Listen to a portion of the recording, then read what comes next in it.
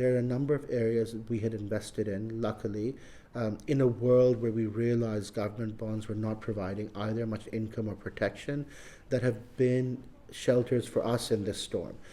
Commodities is one of them. Hedge funds are another. Both of them have actually held their value quite well over the course of this year.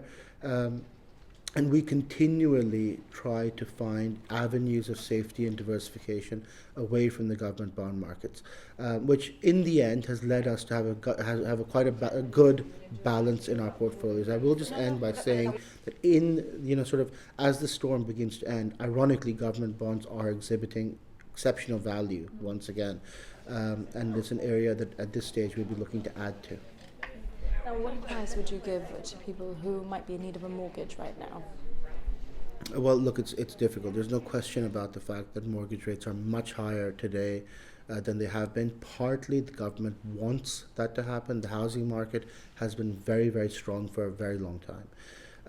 And there is, this is going to so surely slow down the housing market. But once again, I would just say that, look, conditions are more difficult. We do expect mortgage rates to eventually come down from where they are right now. It may take 6 months, it may take a year, but it's unlikely that the government or that the Bank of England yields are going to be, that the expectations of them are that they're not going to stay high forever. They're eventually going to come down, and we are going to see a slowdown in the economy. My advice would be that right now, obviously, be very cognizant of what you can afford in a mortgage, and if it does seem too rich for you, wait, because there will likely be a better opportunity in the months to come. Well, we just saw inflation hit over 2 digits yesterday in the UK. So, do you expect that the UK is heading into a recession?